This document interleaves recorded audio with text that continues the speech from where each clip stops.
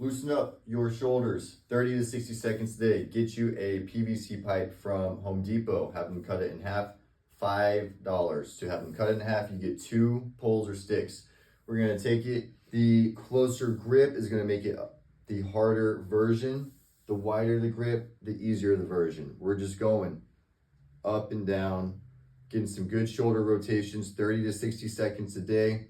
This will loosen up the shoulders and reduce the chance of any sort of injury and or pain or impingement and any other bad shit that can happen. 30 to 60 seconds, extremely cheap, extremely easy. Loosen up the shoulders, feel better.